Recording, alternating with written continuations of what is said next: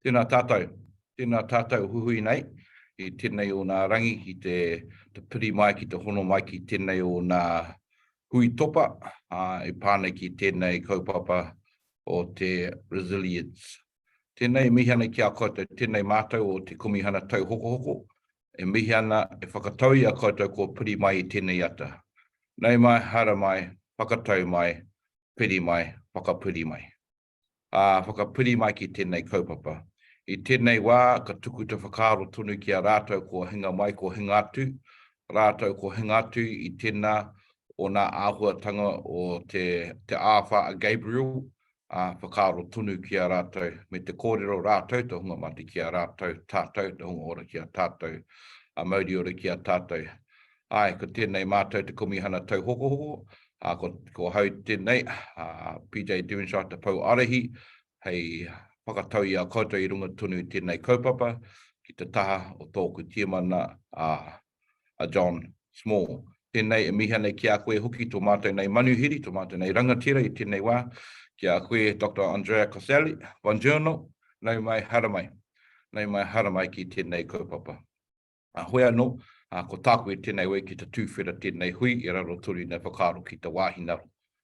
Nō reira, whakatakata hau ki te uru, whakatakata hau ki te taonga.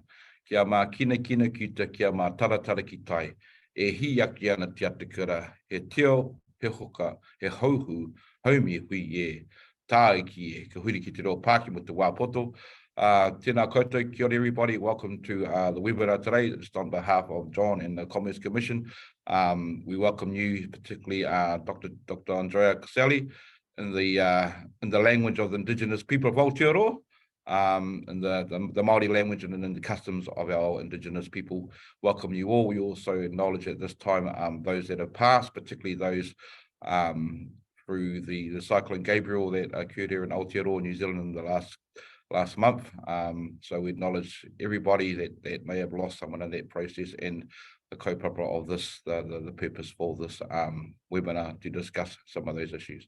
Hoi anō, ko hau nei, ko PJ Devonshire tēnei te mihi ki a koutou, tēnā koutou, tēnā tātou katoa. I'll hand over to Rāko, I'll hand over the kōrero to our chair, Dr. John Small. Kia ora, John. Nā mihi, PJ. Tēnā koutou katoa. Ko John Small aho. Welcome everybody. I'm John Small, Chair of the Commerce Commission, Te Komihana Te Hoko.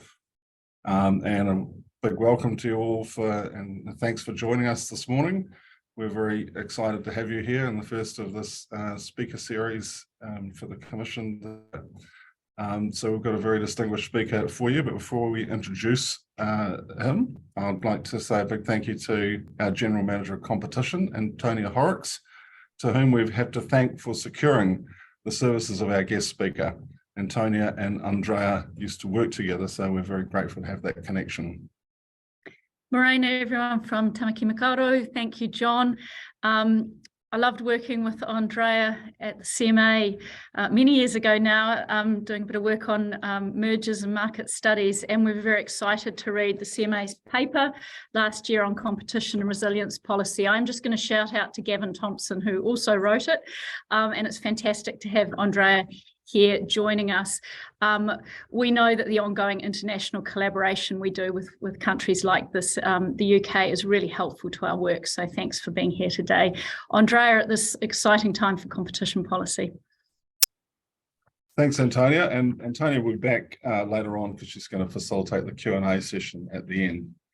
And we are going to leave plenty of time for that. So if you have questions that occur to you during the course of the seminar, please type them into the Q&A function, and we will we'll see them there and pick them up to the best of our ability. I'd also like to make you aware that we are recording this session this morning, and so we will be publishing that after we're finished. And just before I hand over now to Andrea, I'd just like to make a few background comments. Resilience is a really common topic in New Zealand these days following the COVID-related supply chain disruptions of recent years and a string of extreme weather events culminating in the awful destruction of Cyclone Gabrielle. The cleanup and rebuild from these events is a massive challenge for the country. And it's not just physical. People on the ground have rallied together in amazing ways, but their personal and family recovery challenges will also take a long time. So we're eager to get more insights into greater resilience. Also note that the mandate of the Commerce Commission is broader than that of the CMA, which Andrea, our guest speaker, used to run. In particular, we also regulate natural monopoly infrastructure, which is both heavily exposed to climate change and also potentially an important contributor to decarbonisation. Some of the monopoly firms that we regulate are now rebuilding their assets, and many more are planning for a future in which they'll need to provide for a more resilient, low-carbon economy. The Commission's acutely aware of these issues, and we'll be using the considerable flexibility that we've got in our regulatory toolbox to provide the support that's required to these firms. But of course, we're here today to talk about resilience mainly in the context of competitive markets rather than natural monopolies.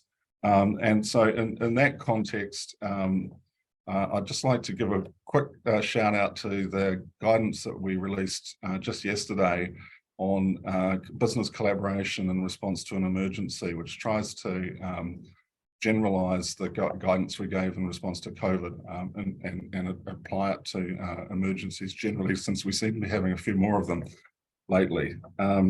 So now I'm delighted to introduce Dr. Andrea Coscelli, CBE. Dr. Coscelli is partner and co-head of Keystone's European practice and former chief executive of the UK's Competition and Markets Authority, the CMA.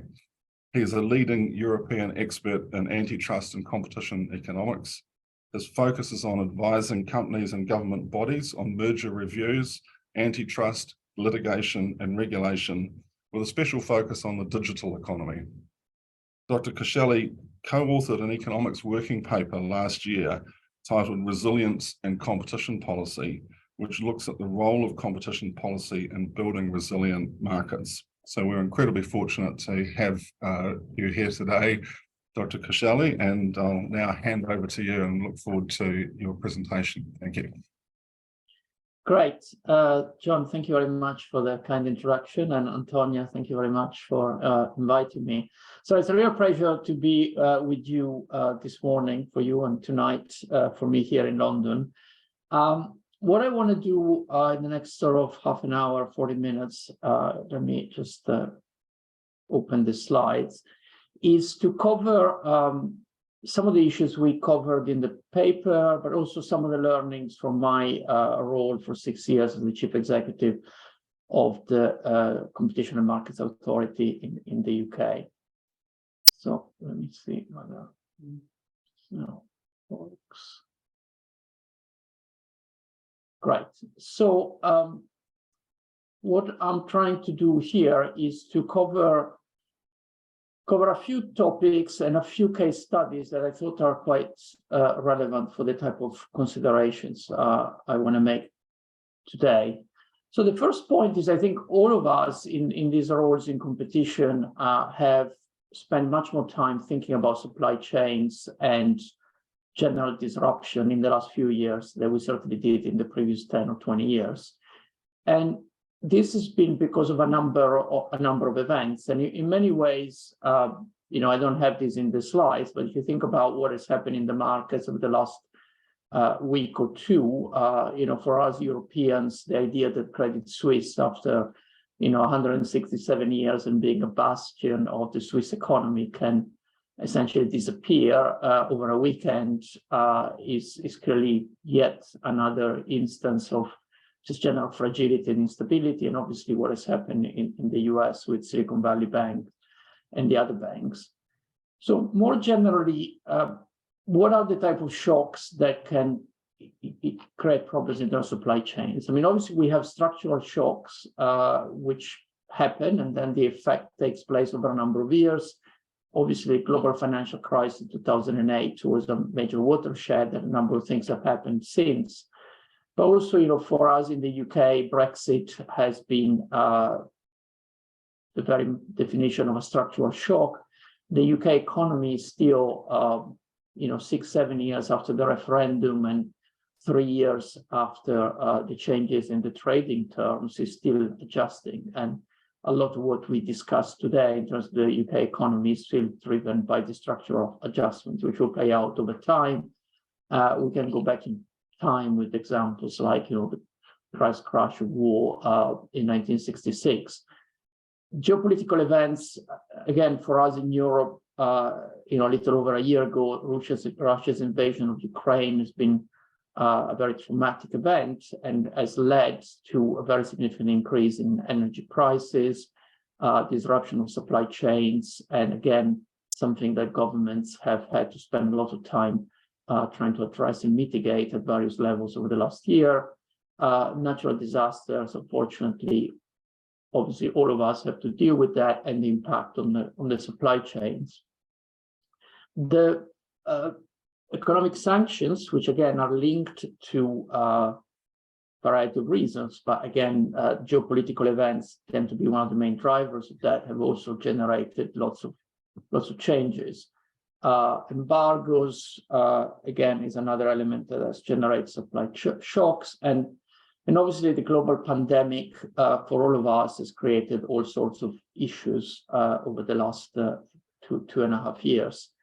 And then climate change, as John mentioned in his introduction, clearly is going to play a major role in terms of changes in the economy right now and for the foreseeable future. So all of this happens, government have to react.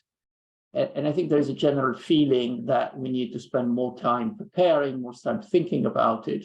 And so what I want to cover in my presentation is some of the work we did and some of the thinking we did in the Competition and Markets Authority. And I think John's point about us not having regulatory powers is really important as well, because in a sense, when you are regulating natural monopolies and critical infrastructure, essentially you have even more of the concerns I'm talking about. So my presentation is going to be mainly about problems with fragility in oligopolies, because one of the thesis of what I want to say tonight is that with better policy and better thinking, some of the fragility issues we're dealing with probably shouldn't be there and wouldn't be there. Well, obviously with natural monopolies, to be honest, the issue is there, and the question at the end of the day is just whether you retain state ownership and you can directly control investment and decisions, or whether you regulate properly, essentially what are privatized monopolies. So, as I said, many factors affecting market fragility. One that I spent a lot of time thinking about as the head of the CMA was really market concentration, because this feeds directly into merger control, which is one of the core functions of a competition authority. And so I want to spend a bit of time tonight talking about that. And the issue there is really the allowing the presence of market power in critical sectors, and essentially what in the paper we call the too few to fail as a result of consolidation, which I think is a real problem in some of these oligopolies, and I have some examples of that. A twin issue is really then the financial resilience of suppliers. This is, again, very relevant right now in a world where interest rates have increased very significantly over the last 12 months. And again, if we look at what has happened to some of these banks, where they went from, share price, they essentially tanked in the space of a few days, and structures that were defined by the relevant regulators like Credit Suisse as very robust in terms of both capital and liquidity, essentially within a few days, we've seen what has happened there. So one of the issues we worried quite a lot in the UK, in the CMA, is the level of leverage of the capital structure in some providers, in some critical industries, which again, essentially is an area that has been completely unregulated and has generated potentially serious problems in some of these sectors. There's another issue about the lack of differentiation in business models. So you could have also sectors where there are quite a few players. So the concern is not about the limited number of players, but the concern is that there's kind of herd behavior, and the fact that also the financial markets might push all of the companies to adopt very similar models, and that can generate fragility. And another one is the sensitivity of margin to the cost of input. So again, if you look at the Silicon Valley Bank portfolio, essentially there was no hedging, and there was a portfolio where the value of the securities would decrease very significantly with a rapid increase in interest rates, which is what happened, and essentially led to the situation we've seen over the last couple of weeks. In terms of supply chains, again, one of the things we have discovered in the last few years is that we now have major global supply chains where some of the critical inputs are produced by a very limited number of suppliers, and in some industries this is even compounded by the fact that the few suppliers are in the same area, in the same geopolitical area, and so you can have a double level of concentration that can again worry a number of policymakers at the moment. These disruptions of supply chains are then aggravated by the fact that if they are in a situation where the product or service is essential, the impact obviously on the government and the population is very significant. So in Europe, over the last 12 months, we have spent a lot of money and a lot of time thinking about energy because essentially there was very heavy dependence on Russian gas for most of the major European economies. And obviously energy is essential for households and is essential for businesses. And essentially governments in the UK and in the rest of Europe just had to essentially throw money at the problem because there was no alternative in the short term. And obviously there is now a renewed focus on renewable energies and alternative sources of energy. But again, with hindsight, the idea that major economies were so dependent on very specific sources of supply for something which is clearly essential created very significant problems. The second issue there is really the time and the reaction. So, if there is a problem, how long would it take for the problem to be fixed with new suppliers coming in? And again, I think all of us have witnessed examples during the pandemic in this space, because if you look at the early days of the pandemic, there were quite a few products that were really essential, particularly for the healthcare workers to help people. And quite interestingly, if you look back, some of these products, the issues lasted only a matter of weeks or months, and for other products, it lasted much longer. And the main factor there was really the ability of new suppliers to come into these markets and produce the products and increase supply. And again, these are fairly obvious things for economy. Some of these products were actually quite easy to make. And so it was just a question that there weren't enough suppliers because the demand wasn't there. When the demand is there, the suppliers were able to come in relatively quickly. But in some other areas, obviously, it's very hard to produce the products. You have certification issues and so on and so forth. The third factor that we cover in the paper is the extent to which these goods and services where the markets are fragile are actually supplied to the vulnerable sections of the population. Because again, it just reduces your room for maneuver and it just reduces your ability to do something different. And so I would talk short about this example on care homes in the UK, where there was a crisis and were issues. And again, this is a very vulnerable part of the population, self-evidently, and having providers failing in a situation where obviously it was very hard to move residents to make any changes, that really created additional concerns. So the first case I wanna talk about is an area where we did quite a lot of work and published a big study, sort of market study in the UK. But it's a problem that is very common to most countries, which is the fact that there are essentially only 4 big global audit agencies. And the problem is there today, but it's quite interesting to learn from history and to go back in time. And if you do that, you realize that in the early 80s, there were actually 8 global audit agents, accounting firms. And 3 mergers took place, 2 in the 80s, and then the final one was Cooper and Lybrand merging with Pricewaterhouse in 1997, if I remember correctly. And so essentially, the competition authorities allowed these 8 global networks of accounting firms to go down to 5, essentially making a judgment that, particularly, let's say the last one, so the 6 to 5 merger, the view was that 5 would be sufficient to keep competition. There would be some efficiencies linked to the merger, and it would be fine.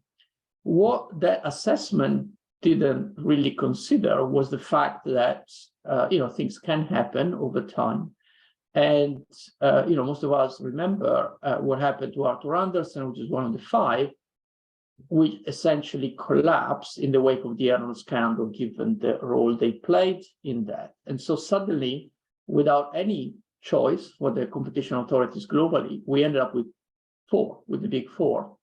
So that was 21 years ago. And since then, you still have the big 4. Since then, pretty much in every major economy, the big 4 have a market share ranging between 95% and 99%. In addition to that, there are, for good reasons, rules around conflict of interest and rotation of audit providers. So in practice, the choice is even more limited. So a number of large multinationals can only choose usually between 2 and most 3 providers when they go out periodically to tender for these services. And a number of agencies, including the CMA, including regulators, sector regulators, the countries that have sector regulators, have tried really hard to reduce the barriers to expansion in the market. So really to move from the big 4 to at least 5, 6, 7 audit firms who could win major clients. And this has been really hard. It's been really hard. If you look at the market shares, it's not happening. In our market report, we came up with a number of proposals, for instance, to impose share audits or potentially to impose market share caps. So the type of measures which are quite interventionist, which are really about trying to generate, essentially to manage competition, to just generate increased competition. And at the same time, if you look at the last 6, 7, 8 years, certainly in the UK market, my understanding is it's happening in other places, there's been a series of scandals of audits that didn't work, companies that collapsed. I mean, obviously, the Wirecard scandal in Germany, there's a trial going on right now where auditors are part of the problem. In the UK, there's been a sequence of those. And again, I think it's important to take a step back and think about many other industries, many other sectors where there are more than enough players. It just would not be acceptable for someone to repeatedly be fined by the regulator for these lapses in performance and very serious issues emerging from these reviews, and still be in a place where the market share doesn't move, where, if anything, partner pay in this audit firm has been increasing on average around 10% for the last 10 or 15 years. So there are many signs that this is just a market that is not working. And while obviously a number of people are trying to fix it and eventually something will happen, it's really important to learn from history and think that merger control was one of the areas that where mistakes were made in this area. The second example, which has some similarity to this, is craft manufacturing. So this is obviously the market people are aware of and familiar with. That essentially it's a global market with 2 players. So it's a duopoly with Airbus in Europe and Boeing in the US. And again, how did we get here? We got here through mergers and through essentially political policy decisions to have very large players. And Boeing was allowed to buy McDonnell Douglas in the 90s. So that was a sort of what we would call in the language of competition a 3-to-2 merger that was allowed. And so that's the kind of situation. If you look at what's happened here in the last few years, as people are familiar with, unfortunately, there were two very serious accidents with the 737 MAX, which is a new version of the sort of 737 Boeing plane. And the investigations into that basically found a number of pretty worrisome facts that the regulator had essentially outsourced part of the regulation to Boeing, that Boeing had focused extensively on sort of financial engineering, and the actual engineers were partially sidelined in the company, that certain decisions were made for short-term profitability, not for the long-term benefit of the company, and so various issues. And quite interesting is that at the end of this big investigation, where clearly very significant mistakes were made by Boeing, the regulator was not really in a position to impose meaningful sanctions, because, what are you going to do? You clearly cannot impose sanctions where Boeing disappears from the market, you create a global monopoly. And so if you step back and you think about the incentives for a company like Boeing, you go back to the kind of moral hazard discussions that we've had with banks, certainly since 2008, which is that the company knows that at the end of the day, they will always have an important role in the industry. And so they can take risks that companies in much more competitive sectors cannot really take, because in a very competitive sector, you can lose players and everything goes on. But in a situation like this one, prevented from doing your job, from doing some of the things you would like to do. So again, if you bring it back to merger control, you think there are very important efficiencies when you create these very big players. But the reality is that given the very high barriers to enter an expansion over many years, you end up in a situation where the incentives for the board change, and people think they can do certain things that they would not be able to do otherwise. So I think this is another interesting example of that. Another example, again, of an oligopoly that is now working well, and where lots of smart policymakers have tried to improve things and struggled, is the insulin market in the US, but also to some extent in many other countries. So obviously this is a very big market. It's for people with diabetes. And essentially there have been three big companies, so the big three have been the leaders in this market for many years.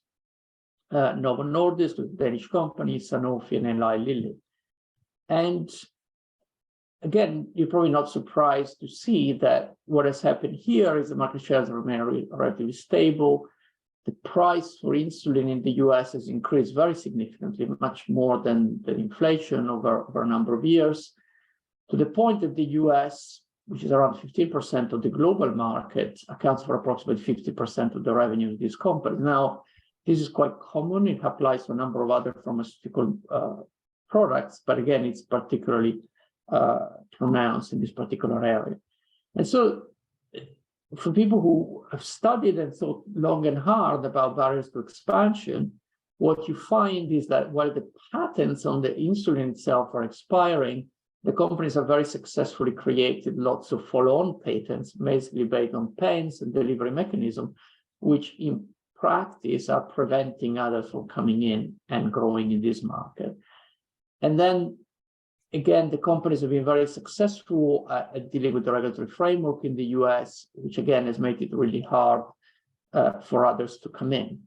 And so at the moment, the US government is trying various things to increase competition, so approving biosimilar insulins, imports, and other considerations. But again, it's quite indicative to see that this effort has been has not been as successful as people would have expected. So again, you go back to industries with very big barriers to entry and expansion, a limited number of players. The players become very aware of the benefits of being in this particular situation, and obviously there is very active work to retain this position. And then the final example I wanted to bring to your attention is about financial leverage. And so this is an example where, again, we did quite a lot of work in the UK, which is it was a chain of care homes. So it was in 2011 when it failed, it was the largest care home provider, 750 care homes looking after around 31,000 older people. So this chain was acquired by Blackstone, a private equity firm, in the early 2000s. Essentially, the market is unregulated. The payer is the public sector. But the view was, well, this is a competitive market. There are a number of players. And so, financial leverage is not something we should worry about because, these companies will obviously take care of their risk and make sure that they don't take on too much risk. In practice, what Blackstone decided to do in this case was to do a sale and leaseback of the property portfolio. So basically sold the properties and agreed a pretty high annual rent with the owners of the portfolio. And so locked in a very rigid financial structure, which essentially was a gamble because obviously it was a profitable sale, but essentially it was a gamble that things would just work out fine and there would not be problems in future.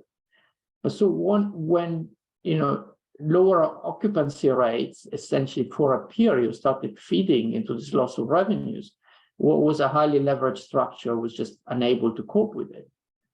And essentially this chain failed. Now, Blackstone, because of the sale, had already made pretty significant return on their original investment. So from their point of view, at that point, they were less worried about the potential downside because financially this had been a successful investment anyway.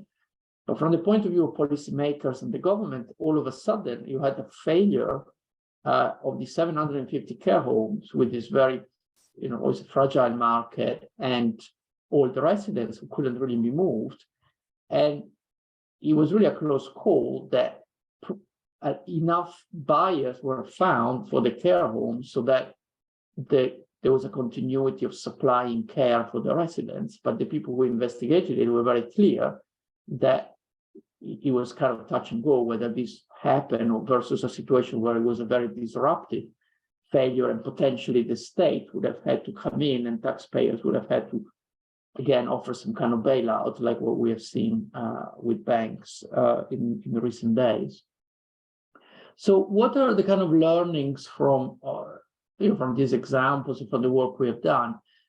I mean, I think that for a competition authority, and I think it applies to the Commerce Commission with the regulatory hat on, is a combination of thinking about resilience on merger control and the regulation, but also in terms of being an expert advisor to government, because quite a few of the levers on resilience really sit with the government as opposed to a competition authority. So the first learning, I think, for me is very much that high market concentration in key industries can create resilience concerns. I think there are, I brought to your attention a couple of examples. There are many more where these highly concentrated industries just are not very resilient. And so there is a clear trade-off there. There might be some efficiencies about size and economies of scale, but there are clearly trade-offs in terms of resilience. And Jonathan Cantor, who's at the Department of Justice in the US, has done very similar thinking, and I think he has come to very similar conclusions, and some of his recent speeches are very focused on these concerns with concentration and resilience. The second issue there is merger control is hard. I've been in the public sector doing merger control for quite some time. I'm now in the private sector. I was previously in the private sector looking at merger control from the other side. And there are a handful every year, every few years, there are a handful of really transformational transactions in an economy where, for a variety of reasons, there is very strong pressure for these transactions to take place. Very strong view that in the short term makes sense for efficiency and all of that. But I think the problem there is that you have all these short-term pressures, but as the audit example has shown, or the Boeing, we have problems now for transactions that were agreed in the 90s. And so I think it's really important for the competition authorities and for the courts assessing these cases to bear in mind that there is a strong asymmetry here. If you make a big mistake, you allow a transaction that really should not be allowed, you might have problems for many, many years.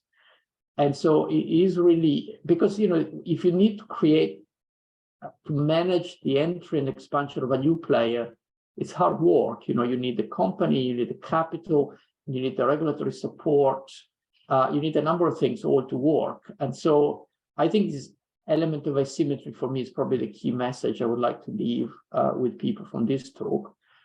The third one is obviously regulatory and trade barriers sometimes prevent imports, prevent kind of the integration with other markets that can really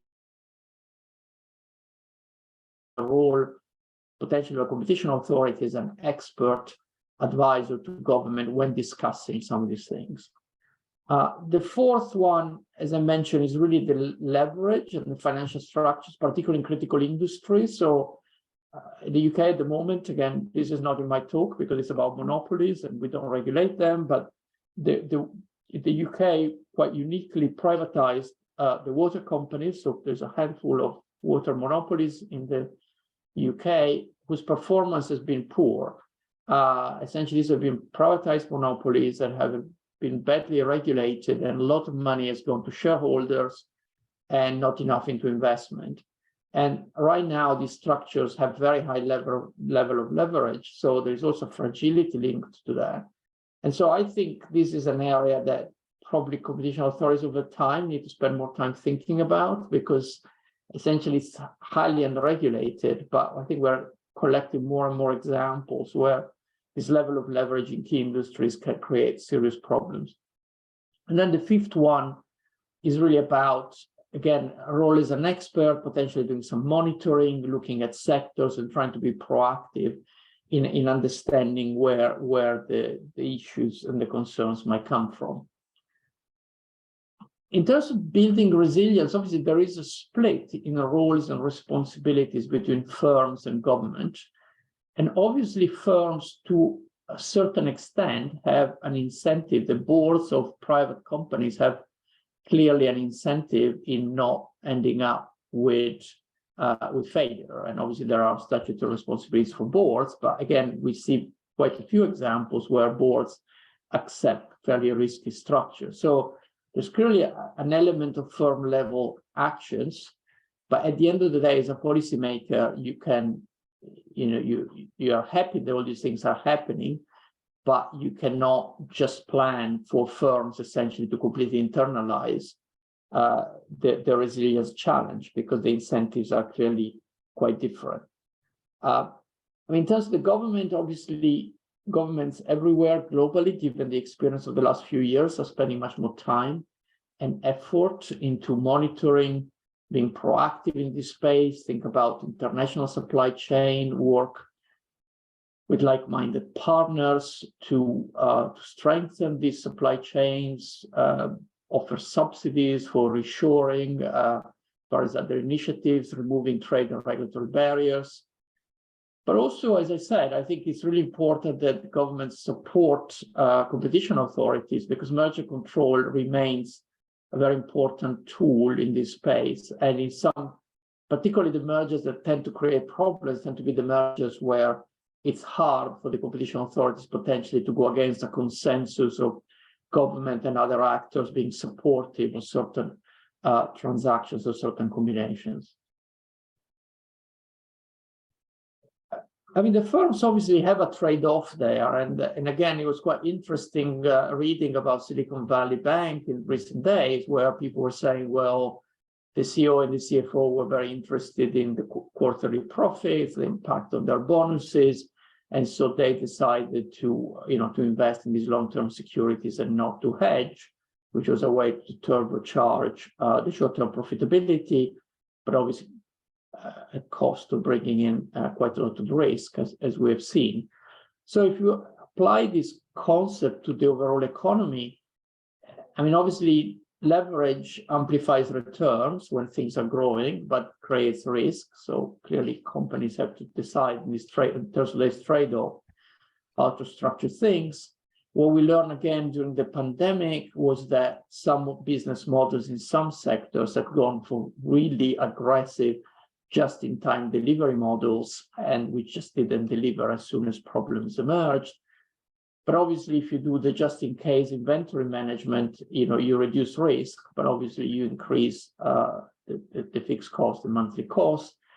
Redundancies in the value chain, number of suppliers. Again, it's very clear trade-off here about what you can achieve in terms of profitability in the short term versus the medium, long-term sustainable profitability of the company through various cycles. And then obviously business continuity, the focus and the amount of money spent to current really scenario planning, thinking about contingencies and how to deal with that versus the just short-term focus on profitability. So again, these are things which are well known and well understood, and in many ways are for companies to decide. But again, policymakers have a role in trying to shape some of these decisions more or less aggressively, depending on the levers that they decide to use. Again, over the last couple of years, there has been very significant focus on this kind of whole of government approach. The Biden administration spent quite a lot of time on it in 2021. There's an executive order and very significant focus on that, which again, I think is very important in the US. UK government has done something quite similar, which is really trying to think across different departments, different regulators, and really go over systematically through all of the challenges. I mean, these exercises are always very difficult because there's a lot of complexity, there are lots of issues, and there is a clear trade-off between trying to do something that goes across the economy versus doing deep dives in some particular areas or sectors where one is particularly concerned about fragility. And so what's happening now, and I would imagine the same is happening in New Zealand, is really trying to think from a whole of government point of view, diversification, demand management, our international partnership, let's work with partners and allies, stockpiling, again, either individual stockpiling or coordinated stockpiling, storage capacity, onshoring, visibility of the supply chain, trying to understand what the issues could be, and then government policy regulation, which essentially is what we've been talking about here, which is just, as you see here, just part of the picture, but again, can be a very important element of the overall effort. I mean, on merger control, I think, which again is an area where I spend a lot of my time, I think we really need to learn from history and trying to make sure that the decision by the competition authorities, but also the courts reviewing challenges really take into account the learnings from the last 10, 15, 20, 30 years. So for me, the learnings are that if you have high barriers to entry and expansion, you really have to be careful about how many players you leave in a market, because there are many examples where if you have high barriers to entry and expansion and just a few players, and maybe something goes wrong, like with Arthur Andersen, you just end up with a problem. And that's a problem you could have avoided, because there was no reason, you could have been more cautious in approving a particular merger. If the market is quite concentrated and there are material barriers to entry, again, I think you need to think about leverage. There is a legal point there to what extent the individual legislation for merger control in individual countries allows you to do that. But also think about how essential the products are, how essential the services are, in a way that, again, at the margin, potentially you can be more cautious about the number of players you leave in that particular sector. In terms of global supply chains, this is really a lesson for us with Brexit. When, as a CMA, we went through an exercise after Brexit where we looked at the number of mergers that we had allowed pre-Brexit. And some mergers were allowed with fairly high domestic market shares because there was a very efficient supply chain coming in from Northwest Europe and putting a lot of pressure on the domestic suppliers. And again, obviously in 2012, people were not thinking about Brexit, and it made sense to approve the mergers under those terms. But you fast forward to 2017, 2018, and we're like, wow, now there are going to be trade barriers. This competitive pressure is going to be more limited. And, it's pretty good to be a shareholder for some of these domestic suppliers, because all of a sudden they just have more market power. And so again, I think in merger control, very often there are arguments about international supply chains. And I think, again, probably one needs to be a bit more cautious about the scenarios and think that maybe right now everything is going perfectly fine in terms of the global supply chain and the imports into New Zealand, to the UK. But, things happen over time, and maybe, you put too much risk and you expose yourself to much risk. So I think that's something that we did in the CMA. I know the Department of Justice is doing something similar.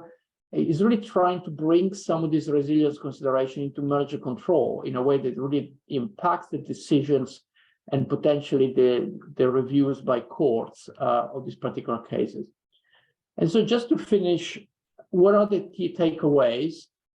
I think everyone would agree that in recent years, we have been complacent. We thought, things were broadly stable and fine. I mean, not maybe the end of history, but certainly, market economies were in a pretty good place. I think the last few years have shown to all of us that all sorts of things can happen. And obviously, global warming is going to put even more pressure on that. So I think, accept and recognize that we need to learn and do things differently. Secondly, the whole of government approach, I think, is really important wherever you can do that. So the competition authority is just one player, working with the rest of government, being an expert advisor, taking decisions, and really try to create all these positive sort of flywheel effects across different parts of governments.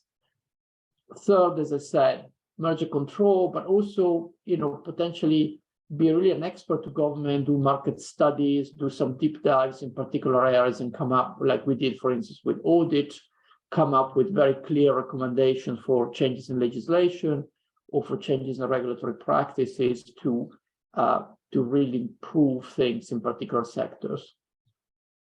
And so the kind of the lessons for these mistakes, historically merger control, there's also, we probably need to think about fixing those and thinking about some of these industries that are not in the right place. For instance, in the UK, we have these legal powers under our market investigation regime to potentially investigate a sector and create additional players, which is something that, for instance, was done a few years ago in the cement industry in the UK, where the conclusion was that we ended up with a very limited number of players. These players were really not competing hard enough. And essentially, legally, the CMA was allowed to generate a new player and inject further competition. So I think, to me, these are all really relevant, important things, and there are many strengths to them. But certainly, I think this issue of resilience will become more and more cited in investigation and assessment, I think, by competition authorities globally. So that is the end of what I wanted to say in my presentation. Thank you very much. Thank you very much indeed, Andrea. That's a very stimulating presentation with a lot of content and a lot of certainly a lot of material in there for us to think about. And I suppose from the Commission's point of view,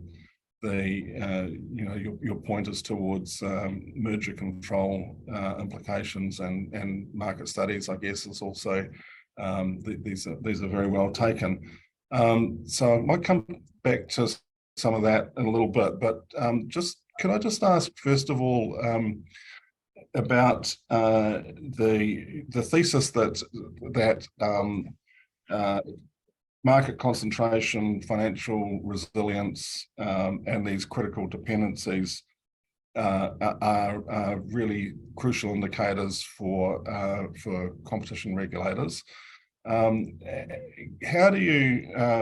helpful do you think are data-driven indicators of those things? in terms of informing judgments about fragility? And do you think they're being used effectively, or could we do better? So we have, so in the CMA, we try to use quite a lot this data-driven approach. The CMA, when I was there, decided to publish a yearly kind of state of competition report, which the government was very keen for us to do because it was really trying to look across sectors. And I'm an economist. I have a PhD in econometrics, and I work now in a firm which does a lot of data analysis. So I'm a great believer in data assessments. But I think the reality, in practice, I think it's easier to be effective when you do a deep dive in a sector.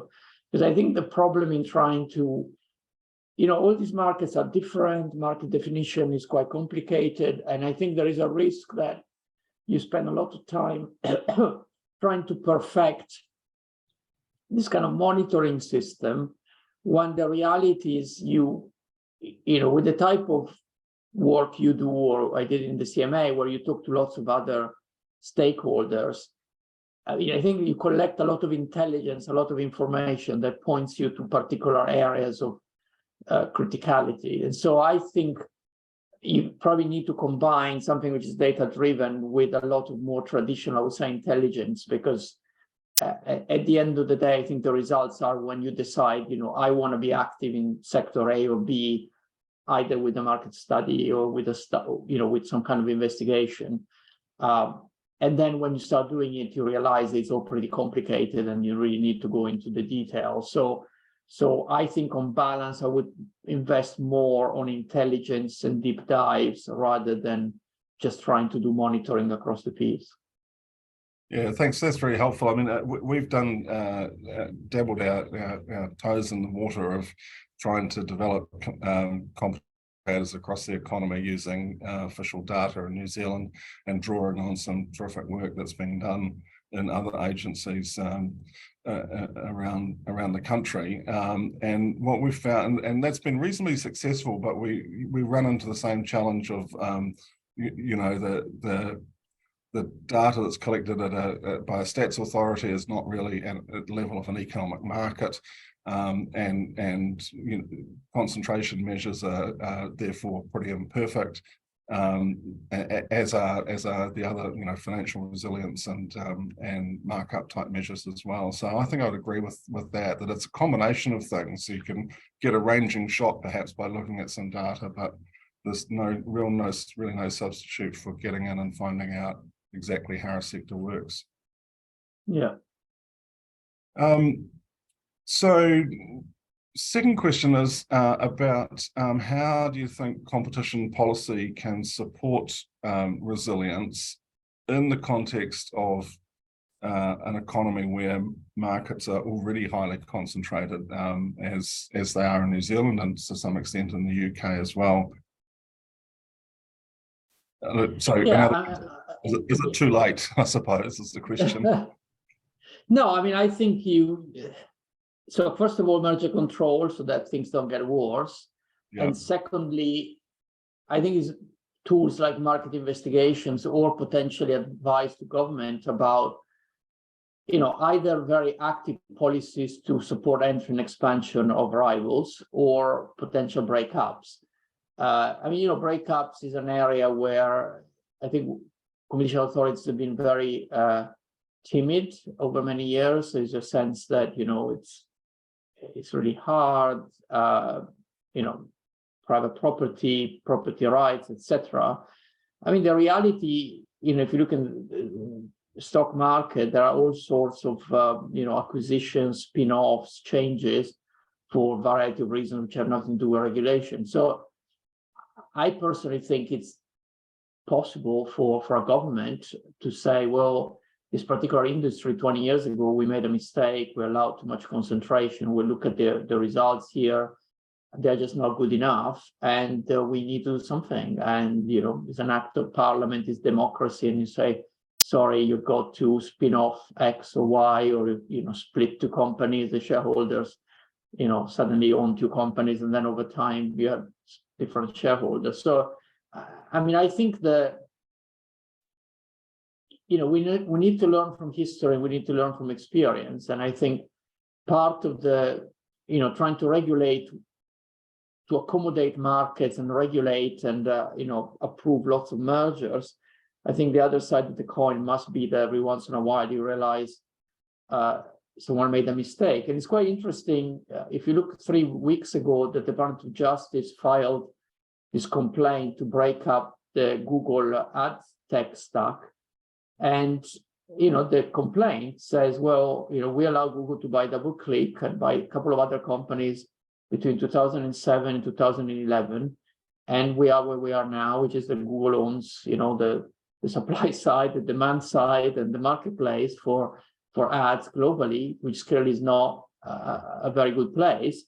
And the Department just says, well, we would like the court to allow us to break it up, or to essentially to force Google to do an IPO or to sell some of these assets. So I think there are analogies there. I mean, obviously, it's not going to happen frequently. It's not going to happen in many sectors, but there might be some areas where you think, well, maybe 20 years ago, we allowed something to happen that shouldn't have happened, and look at where we are now. That's an interesting perspective. Could I just take that a little further and test with you the idea, perhaps, that obviously a breakup affects shareholder value, but so does other forms of intervention, such as regulatory models that have the intent, if you like, of remedying a structural problem by promoting more competition. Should we think of those two things as being broadly equivalent? Because they certainly are, in the sense of reducing shareholder value. There's no doubt about that. So is it really, would that analysis come down to a question of speed and extent and corresponding value? Is that the way you analytically think about that? Yeah, I mean, the other angle, I think, is that regulation is always a bit of a second best. And now, obviously, there are some, if you are regulating a network monopoly, you regulate, there isn't an alternative to that. But, if there are sectors of the economy where you look at other countries and with enough players, you think competition is delivering the outcomes, why would you want to have, is costly and, always subject to problems with monitoring and enforcement, etc. So, I'm not a great believer, and in a sense, this is a conversation that's been going on for a few years in merger control about behavioral remedies versus structural remedies. And personally, I'm not a great believer in behavioral remedies, because in a sense, if competition can deliver, why would you want to create these very complicated structures that you and I know as a regulator? You spend a lot of time regulating monopolies, which is the right thing to do. Why do you want to regulate oligopolies that could really have very light regulation if they had enough players, enough competition?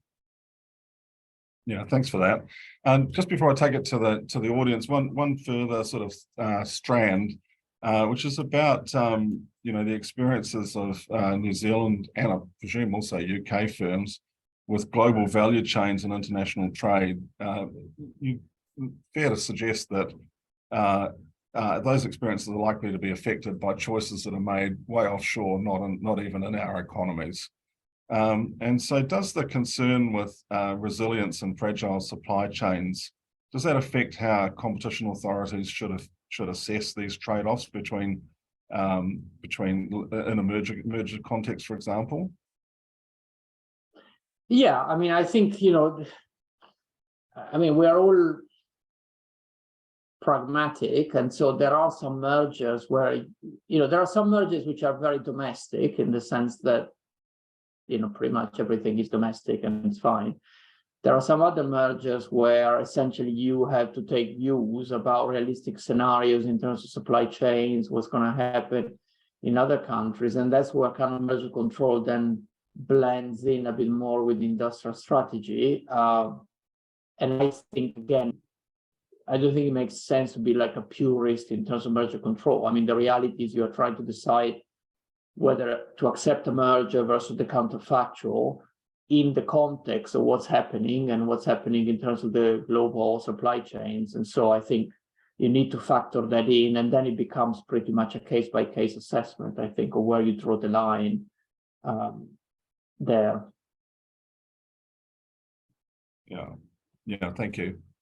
All right, look, it's 10 o'clock now. We've got another half an hour, so I think it's a good time to go to the floor for questions. And I think, Antonia, you're going to moderate that part of it for us. Thank you.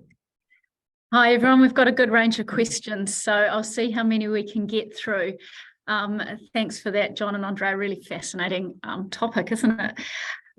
One of the things one of our questioners has pointed out is that actually regulatory barriers, so we're not talking about competition regulation, but general government regulation, can actually at times prevent some things coming into your markets. And the example given is that some of the anti-dumping measures that were in place on construction materials perhaps prevented construction materials coming in quickly during the rebuild of Christchurch after the earthquake. The question is, those kinds of things can be identified during a market study. What, Andrea, in your experience, have you seen to be the most helpful way of getting a competition agency's findings turned into actual government policy results? Are there particular things New Zealand can learn there from perhaps the CMA's successes and failures over time? Yeah, I mean, I think what we learned is number one, it probably makes sense to choose topics for market studies where there is a clear interest in government. So either there is a clear problem that government is trying to solve, or it's accepted by government that it's a very important issue and essentially their door is open for advice because they, obviously want to improve outcomes. So I think the selection is a very important part. Secondly, what we found is that it makes a lot of sense almost to work in partnership with, the CMA is very independent in areas like merger control, government is completely separate. But in areas like market study, I think for me, you need to think about yourself almost like as a partner to the relevant government department or the relevant parts of government. And I think you really want to bring them along. So what we tried to do from very early on was to explain what we're doing, explain the evidence, explain the possible issues. And then as these market studies in the UK, they usually last up to 12 months. So they say on average they are between 8 and 12 months. So you kind of, as your emerging thinking evolves, very much, talk to relevant officials, potentially to relevant ministers, bounce off ideas. And also, I think, be pretty humble in the sense that quite often government has other source of information, other angles that you might not have thought about, because there are, all sorts of regulations and problems that, as a competition authority, you're not necessarily thinking about. And I think the more you do that, the more essentially you end up with a package of recommendations that really are responsive to a problem. They're written and developed in a way that are almost like a pre-package for possible legislation and have enough support. And then obviously the final leg is for the government politically to decide what things are priority and all that. So to be honest, in some cases, we've done all of that and then we failed with the final leg. In some other cases, we did all of that and then it worked. And obviously, UK last few years have been quite hard because, obviously pandemic and the energy crisis everyone had, but also we had Brexit on top of that. So the actual bandwidth in the UK over the last few years in Parliament for domestic policy making has been more reduced than during previous parliaments. But, I think that's, to me, is that, and I'm sure that's kind of the way you do it, but very much like partnership, very much kind of clear recommendations and very practical, I would say. I mean, I think we all know that, trying to do super sophisticated economic studies without really talking to people, understanding the reality, they just don't land, they don't have the impact. And so it's very much that kind of, I think, step-by-step approach. Thanks, Andrea. It looks like John's got a comment on that. Well, I do, yes, because I don't. Ours are a little bit different to that, to be honest, Andrea. Ours are quite a lot more separation between us and government. Ours have so far been government initiated, even though we've got the ability to initiate our own. There's quite a strong mutual desire, I think, for them to be pretty hands-off, as between us and the relevant minister, for example. I suppose the other thing that I'll just bring in here is that our market studies program, and you might want to comment on this because yours has been going a lot longer than ours. We're fairly new to this game,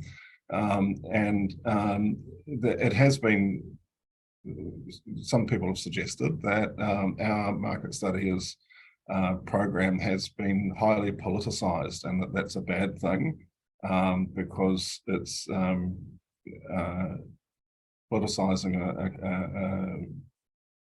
a function, I guess. I mean, we don't feel personally, we don't feel that heat, we don't feel that effect if there is one. We just get on and do our job.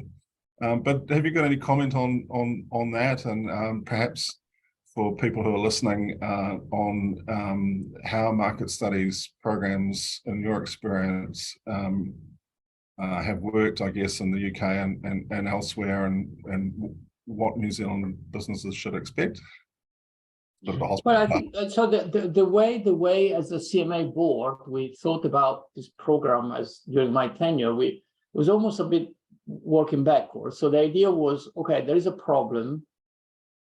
How can we get to a better outcome here? And so some areas, it was clear that we will never achieve that through our own legal instruments. You know, the only way to do that was a comprehensive piece of legislation by government that was dealing with, you know, for instance, we did one about, you know, heat networks, which is an area that the government had to legislate. There was no legislation in place. They had to put in place a regulator. And so essentially we're helping them put in place a regulator and do a number of things. So that one, essentially we would never have the powers to do what needed to be done.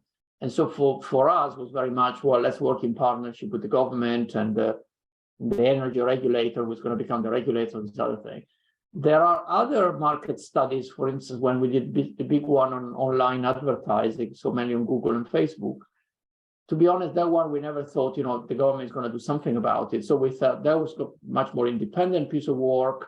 It might lead to a market investigation reference or not, or maybe to antitrust. So that one was very clear to us was very much our own piece. And if anything, we spoke with a number of other antitrust agencies globally.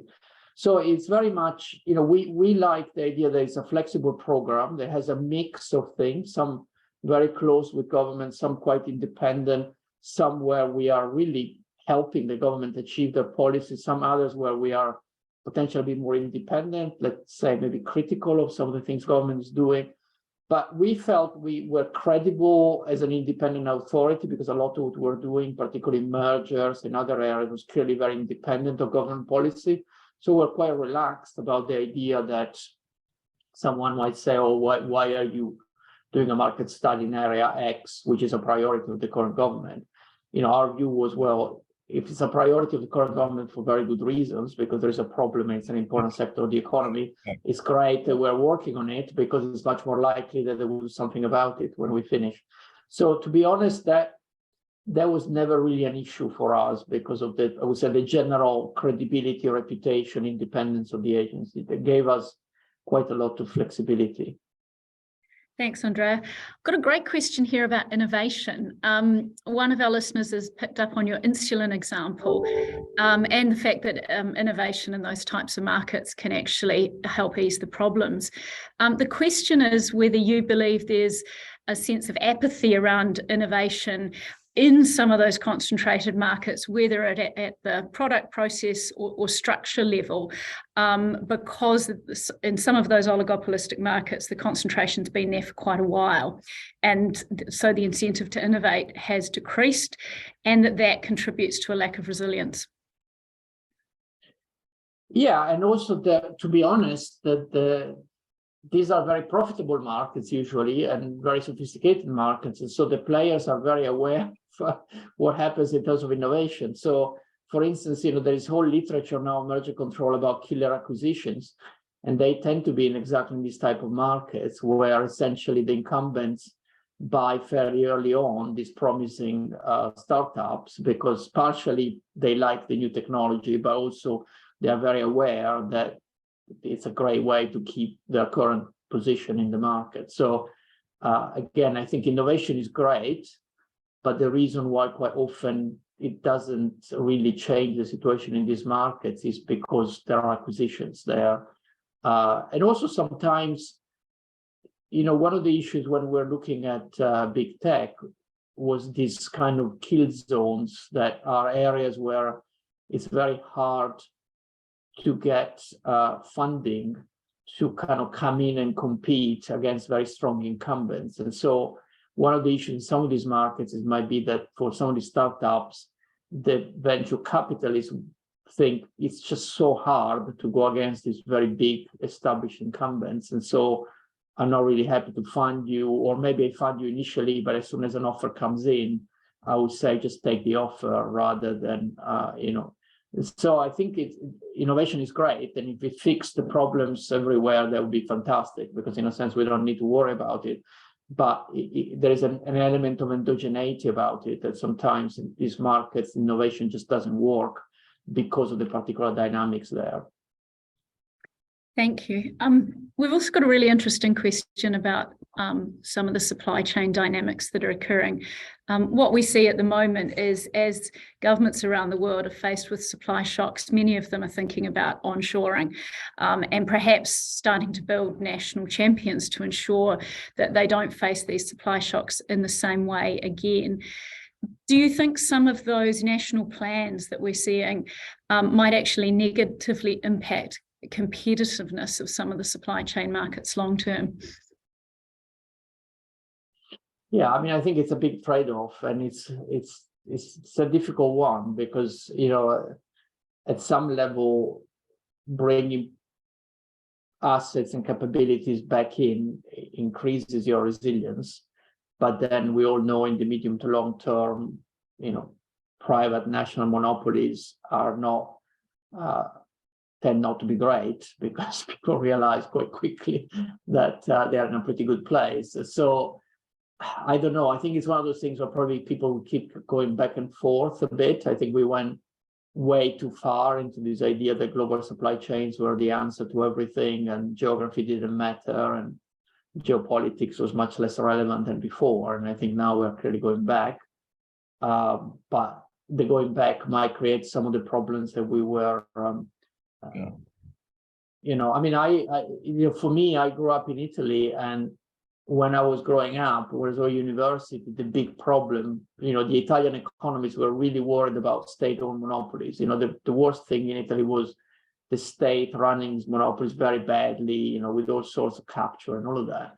And now I'm in a country where the main problem is privatized monopolies, because they haven't been regulated properly. And at the end of the day, the problem is monopolies, and it's just that you try different angles, but at the end of the day, you have rents, and it's just difficult to make them function the way the competitive markets do.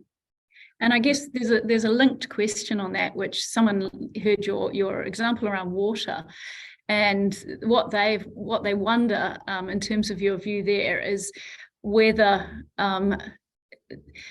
the outcome you outline in relation to the water market in the UK means that some of the price quality regulation of water services providers in the UK could have perhaps been done a bit better. And I know the CMA, certainly looked at some appeals on those price quality paths for water. So the question is, what can we learn for our network regulation around the development of some of the water service regulation and the history that you've seen in the UK?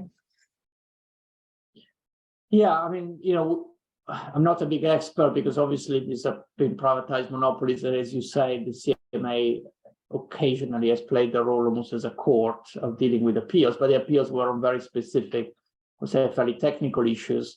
I mean, I think the perception at the moment in the UK is that water regulation just failed across the piece, because the companies have been allowed to put too much debt to essentially give very large payments to shareholders. And now you have pretty fragile financial structures who are supposed to embark on massive investment programs, and essentially they say they just don't have the money to do it. So, the UK is essentially the only country in the world that has privatized water monopolies, which I think says something about whether that's the right thing to do or not. So I don't know. I mean, I think you can go pretty technical and say there was some particular aspects of regulation that failed. I would say the perception is that there was probably a slightly more fundamental failure of regulation in the water sector in the UK. Thanks, Andrea. That was a tough question, so I'll give you a break for a minute. There's a question for John here. Someone's picked up on the comment in Andrea's presentation on minimal redundancies in the value chain, and they'd like to know what role, if any, ComCom has in promoting greater efficiencies across the New Zealand seaport and airport sector. Obviously, we don't have a specific regulatory role in relation to seaports, but we do for airports. Yeah, that's an interesting question. Minimal redundancy. So I guess in a port context, you could think of that as either having more capacity at a site or having more sites. And in both of those port contexts, sites are pretty hard to come by, and very very specific type situations. So let's go with capacity rather than number of sites. I say on the in airports, you're right that we do have a role there. The oversight role in airports is restricted to aeronautical activities, and so it's a dual till system, and it's mainly an information disclosure, and we check and project the rates of return that the firms are getting, and then report that back. And so it's a kind of sort of a name and shame based scheme actually, but it's particularly effective, partially because there's a backstop of negotiate and arbitrate.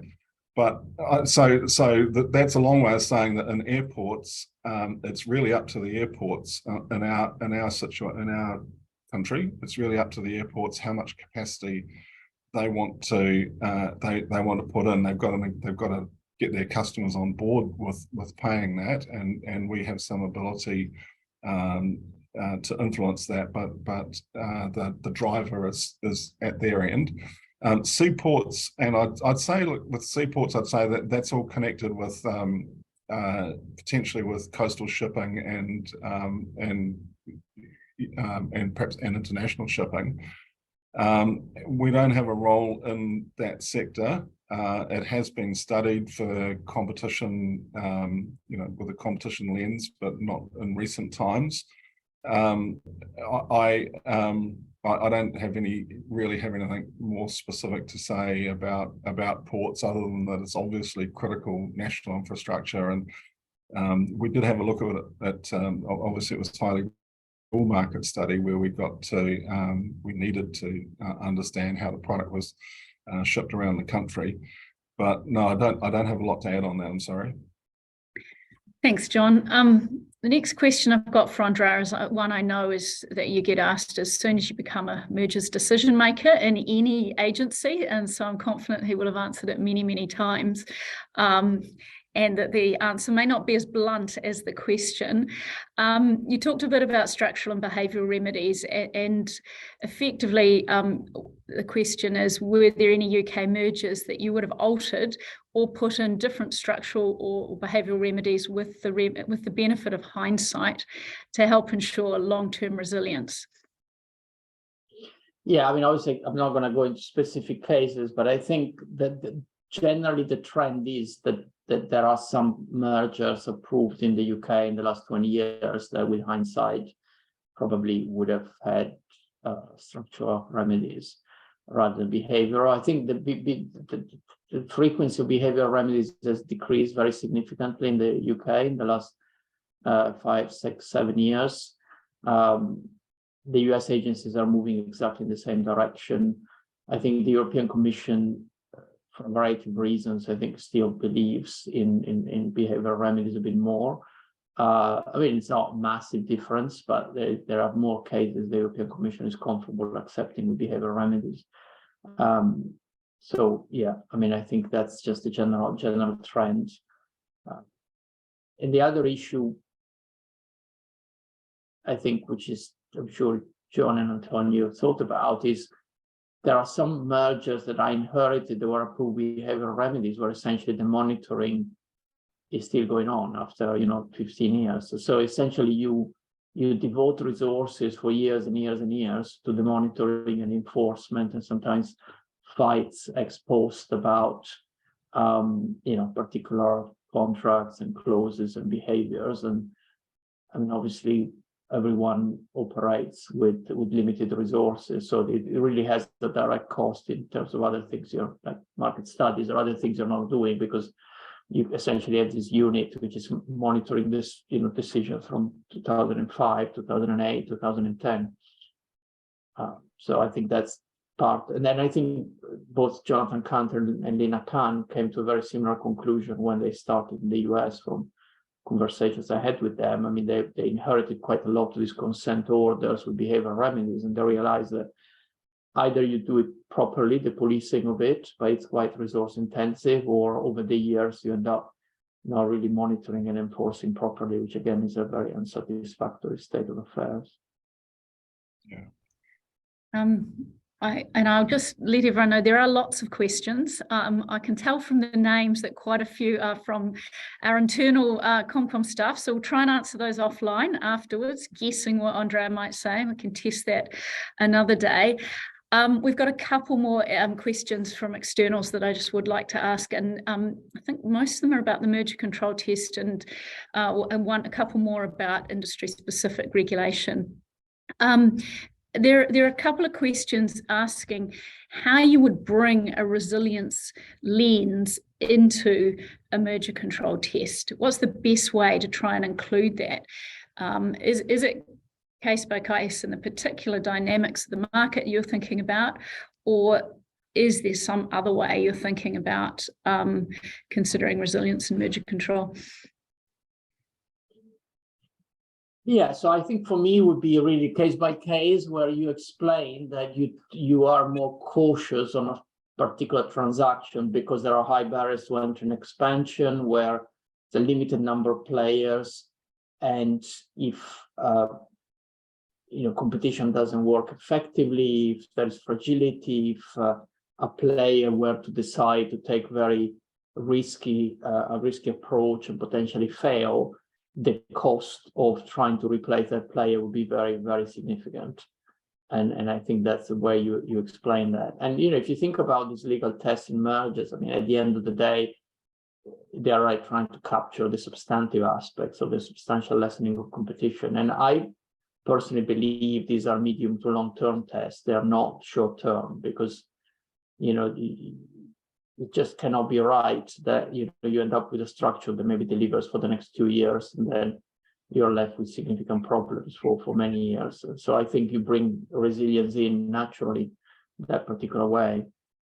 Yeah, just a comment from me on that as well. I think that's right. I think it goes largely to the timescale over which you're considering the analysis, and I suppose the New Zealand test is that people come in for clearance, then we need to be satisfied. So if because of the various factors, including many of the ones that Andrea's talked about, it's more difficult to be satisfied that over the long term this is going to not result in a substantial lessening of competition, then that's the relevant test. So I think we can bring a lot of it into our test.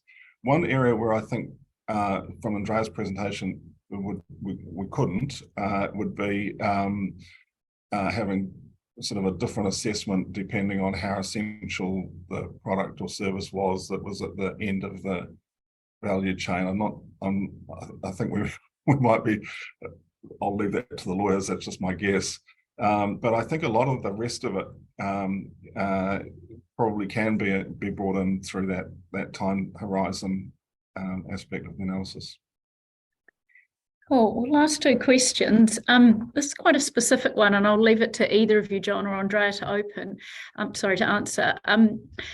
Someone was wondering if either of you got any observations about how regulators have assessed the efficiency of monopolies when bringing a resilient lens to managing service provision or asset management can mean can mean an increase in unit costs, which can also look at inefficient.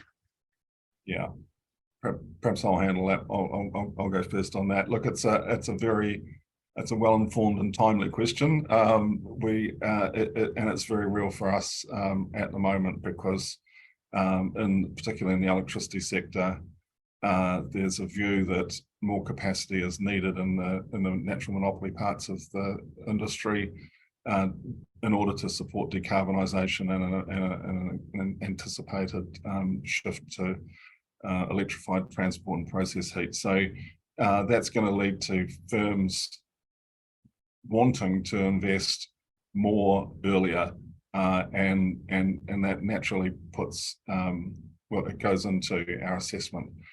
I think it's a matter of current interest to me, and I know it is to our Part 4 division as well, which does that work, and it's relevant in particular to the consultation process that's going on at the moment during the review of the methodologies that we use there. So I'd just say basically watch the space, but there are ways of handling it. But it's if there is going to be a big extra lump of investment, it will affect prices. And so watch the space and stay engaged if you're with our process if that's in your interest, obviously. And I think I just want to add, in the UK, at the end of the day, it's all about the legal test and litigation, in the sense that in a number of regulated sectors, the law is sufficiently wide that I think you could incorporate those considerations, but potentially go through quite a lot of litigation. So one of the considerations now for government is whether to explicitly add some of these considerations in the legislation, so that it's pretty clear that the regulator is allowed to do it, to try to avoid years of litigation on the text of something that was maybe passed 15, 20 years ago. Thanks, Andrea. That's a very valuable additional insight. The final question is about second best policies that competition authorities can implement on a technical level, given that their legal mandate may be too weak to drive an all-of-government effort around changing markets. So I'm going to reinterpret that question as in, you can see perhaps something like an oligopoly in some of the examples you've given, Andrea. What are things you can do around the margins if structural changes aren't on the table? Yeah, so I think we'll just go back quickly to some of my previous answers, in the sense that I think you always have to make a decision whether you can try, you try to use your legal powers, and potentially you're stretching your legal powers, and then you end up with years of litigation, whether it's just easier than to be an expert advisor to government in a market study, and you say, well, these are the type of changes to make, but it's for you to do it. And obviously the trade-off is you lose control, but potentially you are using the right mix of instruments if you think about legislation versus trying to do things directly with your powers. I think what we found with this market investigation reference regime, which is our direct legal powers to change markets, it's very litigious because obviously there's a big commercial impact, and the courts over the last 20 years have taken a pretty narrow approach to the powers of the CMA, which in practice has narrowed the CMA's ability to use it, because unless it's pretty clear cut, the court have said, well, this is a bit too complicated, too risky, you're asking companies to do all sorts of things. So that has pushed the CMA more towards advice to government because obviously, if the government is going to pass primary legislation in a particular sector, obviously that's fine. Oh, well, thank you both. There are some really interesting observations in the comments about the extent to which things are different in Aotearoa's small and isolated economy. I know in talking to Andrea prior to this that to an extent with the channel between it and Europe and some of the trade barriers that Andrea mentioned, we certainly did think that some of these observations apply equally to the UK, and all of the answers in terms of easy fixes are that it's not straightforward. And I think you've heard quite a lot of that today, but it's also really, really important that we continue to think about these things. So I think over to John to conclude the session. Yeah, thanks for handling those questions, Antonia. And thank you very much, Andrea, for really a fascinating talk and for your willingness to engage so openly with the questions. It's been really terrific for us. We know that it's late in London, and we're incredibly grateful for your insights. So I won't labour the point. I think this is the topic is of great interest to our commission, obviously to the CMA, and it's not going to go away anywhere around the world. So I'm sure we're going to be hearing more about it. But look, I'll just close now, and I'll hand over to, after thanking you warmly, Andrea, I'll hand over to PJ, who will close out the karakia. Great, thank you. Kia ora tātou. Tēnā koe, Andrea. Yeah, it was a really, really interesting thing, really interesting webinar, and for me, just thinking about it from an Indigenous side in terms of the case study that you use around insulin, something that is, yeah, it's a big part of some of the Indigenous health issues that we have here in Aotearoa. So again, ngā mihi ki a koe, we wish you the best and your family, and all of those that have come in onto the webinar tonight, and I'll close up with a karakia. Just to allow us to move back into those places we need to be able to move back into. Kia tau mai te manaaki tango te wahina roki non ki tēnā ki tēnō tātou. Kia māhe te hua mā kihi. Kia toi te kupu, kia toi te mana, kia toi te aroha, haumi e pui e, tā ki e. Ciao.